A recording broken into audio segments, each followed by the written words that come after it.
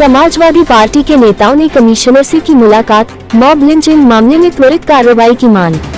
हाल ही में व्यापारियों के साथ हुई मॉब लिंचिंग की घटना के संबंध में समाजवादी पार्टी के नेताओं ने आज कमिश्नरी कार्यालय पहुंचकर कमिश्नर से मुलाकात की और ज्ञापन सौंपा।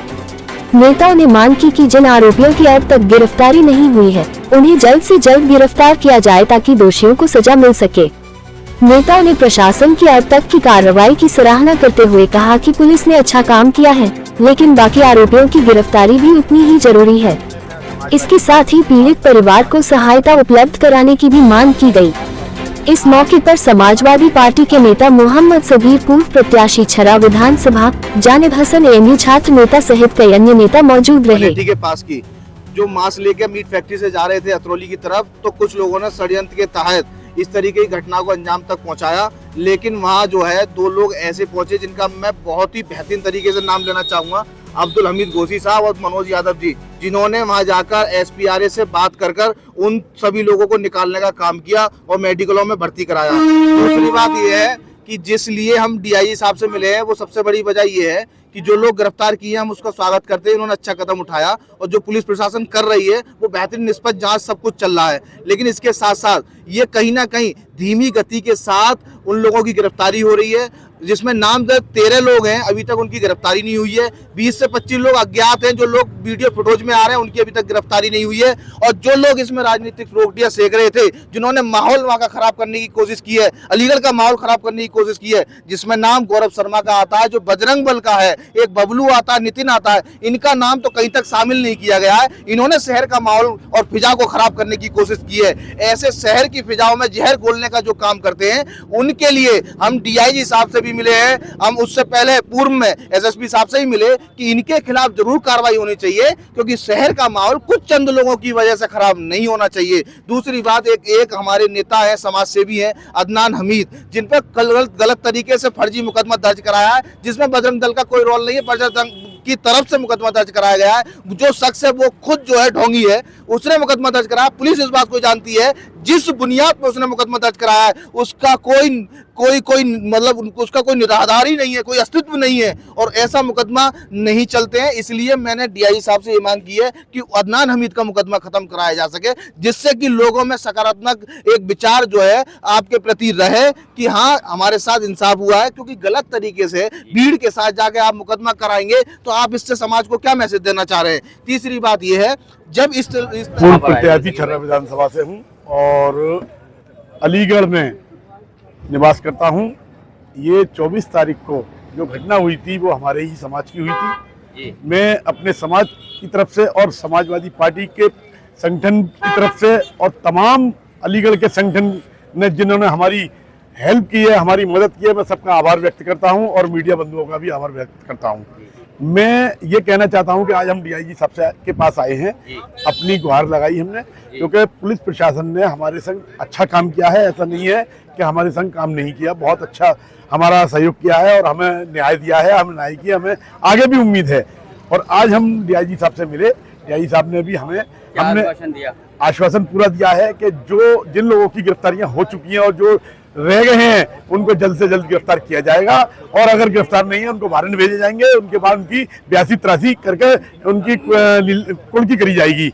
ये उन्होंने हमें आश्वासन दिया है और पूरी तरीके से आश्वस्त करते हुए हम लोगों से वायदा किया है कि आप निश्चित रहें और मुतमईन रखें, ऐसे आगे कोई घटना नहीं होगी। ये परिवार के लिए मुआवजे की बात करी थी आपने, क्या कहा? हमने पीड़ित परिवार के लिए मुआवजे की बात करी है और जो डीआईजी साहब ने कहा कि मैं शासन को लिख रहा हूँ, उनके लिए भेज रहा हूँ मैंने, ये क्योंकि पीड़ित परिवार जो है एक निहायती गरीब परिवार से हैं, सब लोग रोज के खाने कमाने वाले हैं, इसलिए जो उनका नुकसान हुआ है उनके नुकसान की भरपाई की जाए और उन्होंने हमसे वायदा किया है कि मैं शासन को लिखूंगा, जितना हो सकता है मैं कोशिश। सचिव बल संघ सभा समाजवादी पार्टी डीआईजी साहब के यहाँ एक डेलीगेशन आया, जिसने मतलब ये है कि 24 तारीख को जो घटना हुई थी उसके बारे में पूरी जानकारी दी और पहले से अधिकारियों को जानकारी है। उसमें सब अधिकारियों से ये कहा गया कि सर जो भी मतलब ये है कि जायज़ कार्रवाई वो करी जाए और जो पीड़ित हैं उनको मतलब ये है कि उनकी इमदाद की जाए, उनकी मदद की जाए, उनके साथ इंसाफ किया जाए। उत्तर प्रदेश में जो इस तरह का माहौल चल रहा है कि किसी एक कम्युनिटी को टारगेट बनाकर जो चीज़ें की जा रही है वो गलत हैं, उन पर रोकथाम की जाए और तो जो भी चीज़ें हों तमाम रूप से सब नागरिकों को बराबर का अधिकार है, उन सब के बराबर के अधिकार के हिसाब से उनके साथ कार्रवाई की जाए। जो हमारा कॉन्स्टिट्यूशन कहता है उसी के हिसाब से सबके साथ कार्रवाई की जाए। एक कम्युनिटी को टारगेट नहीं बनाना चाहिए। किसी एक कम्युनिटी को टारगेट बनाने से देश और प्रदेश के हालात ख़राब होते हैं। लिहाजा प्रशासन की ये जिम्मेदारी है कि जो उसकी जिम्मेदारी है उसको सही से निभाए और शासन के दबाव में कोई भी ऐसा काम न करे और ना ही लोकल लीडरशिप के दबाव में कोई ऐसा काम करे। जिस तरह से हमारे भाई अदनान हमीद के ऊपर एक झूठा मुकदमा लिखा गया, पूरी समाजवादी पार्टी उनके साथ खड़ी हुई है और जब तक मतलब ये है कि उनके साथ इंसाफ नहीं हो जाएगा, पूरी समाजवादी पार्टी उनके साथ खड़ी रहेगी और उनको पूरा हर तरीके से ताउन दिया जाएगा। डीआईजी साहब ने क्या कहा? डीआईजी साहब ने आश्वासन दिया कि ठीक है, जो भी मतलब ये है कि लोग रह गए उनकी अरेस्टिंग की जाएगी और बाकी जो भी कार्रवाई जायज़ होगी उसको किया जाएगा। उन्होंने हमें पूरा आश्वासन दिया है, हम उनकी बात से मतलब सहमत हैं और आगे उनसे यही उम्मीद रखते हैं कि उनके साथ जो भी लोग जिन लोगों ने भी ये किया है उनके साथ सख्त कार्रवाई की जाए ताकि पूरे समाज में एक मैसेज जाए। पीड़ितों के लिए आपने मुआवजे की बात करी थी, क्या कहा? उस पर भी उन्होंने कहा जो भी मदद होगी उसका भी आश्वासन दिया है हमें। मैं समाजवादी पार्टी से पार्षद हूँ, वार्ड नंबर 68 से। कहाँ पे आए हुए हैं आप? आज हम डीआईजी साहब से मिलने आए थे, जो कुछ दिन पहले अतरौली के लोगों के साथ बेरहमी से बेकसूर लोगों को जो दौड़ाकर पीटा गया और उनको जानी माली नुकसान पहुंचाया गया, उसके लिए न्याय की गुहार लेकर आज हम डीआईजी साहब से मिले थे। जी, क्या कहा डीआईजी साहब ने? डीआईजी साहब ने हमको आश्वासन दिया है कि निष्पक्ष जांच होगी और जो बचे हुए लोग हैं उन पर कठोर से कठोर कार्रवाई होगी और हम हर उस जगह का गेट खटखटाएंगे जहां से हमें न्याय की उम्मीद होगी, चाहे वो कप्तान हो अलीगढ़ के या डीआईजी हो या लखनऊ तक। हमको जहां उम्मीद दिखेगी हम वहां अपने संवैधानिक तरीके से अपनी मांगे रखेंगे और पीड़ितों को न्याय दिलाकर रहेंगे, आखिरी वक्त तक लड़ते रहेंगे। प्रशासन पर तो भरोसा है आपको? प्रशासन पर भरोसा पहले भी था और आज भी है और हमेशा अब रहेगा, लेकिन जब तक इन जो लोग नाम दर्ज हैं उनकी गिरफ्तारी नहीं हो जाती और हमारे लोगों पर ये दबाव बनाने के लिए झूठे मुकदमे लगा रहे हैं। हमारे बड़े भाई हैं अदनान हमीद साहब, उनके ऊपर सच बोलने का मुकदमा लगा दिया। उन मुकदमों को वापस लें और आगे इस पे जो कार्रवाई हो वो सख्त से सख्त हो, क्योंकि कल मंगलवार को रात को फिर गाजियाबाद में यही घटना हुई है। मैं शासन और प्रशासन और सरकार से यही अपील करूंगा कि जब तक कठोर से कठोर कार्रवाई नहीं होगी तब तक इस तरह की घटनाएं पूरे उत्तर प्रदेश के अंदर नहीं, पूरे हिंदुस्तान के अंदर होती चली आ रही है और जब तक इन पे एनएसी नहीं लगेगी और कठोर कार्रवाई नहीं होगी, इन लोगों के अकल में नहीं आएगी।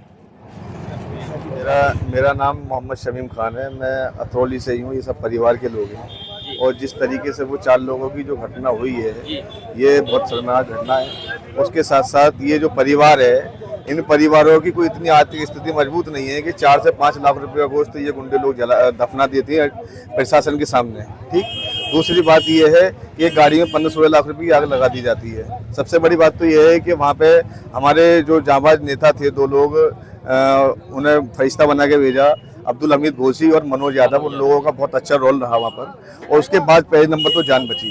दूसरी बात यह है कि इनकी आर्थिक स्थिति इतनी अच्छी नहीं है कि 15-16 लाख रुपए की बोलेरो में आग लग जाती है और दूसरी बात 5 लाख रुपए को जल जाता है। तो इसके लिए आर्थिक मदद के लिए सबसे बड़ी फरमाइश तो हमारी डीएम साहब से और यहाँ की प्रशासन से है।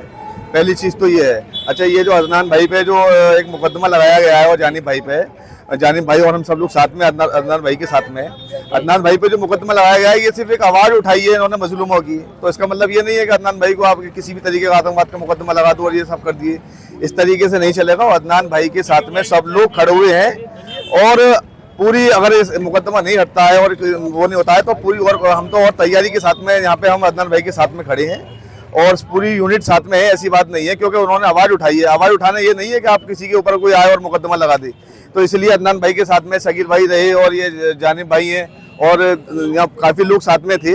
तो इसलिए अदनान भाई के लिए हम पूरी तरीके से तैयार खड़े हैं और प्रशासन से पूरी हमारी ये है कि इस मुकदमे को ख़त्म करा जाए, जिससे कि हम अपने और जो है और आगे के लिए किसी वैचारिक बात को सोचें। अब क्योंकि कमिश्नर साहब ने क्या आश्वासन दिया? कमिश्नर साहब ने पूरा आश्वासन दिया है कि ये मुकदमे पे भी देखा जाएगा, और दूसरी बात ये है कि जो 13 लोगों पे जो 4 लोग गिरफ्तार हुए हैं और 9 लोग रह गए हैं, उनकी गिरफ्तारी पूरी हुई, ना ही कोई नाम निकाला जाएगा। उनका ये आश्वासन है, और प्रशासन का तो खैर शुरू से ही बहुत अच्छा रोल रहा है, ऐसी कोई वो राय नहीं है।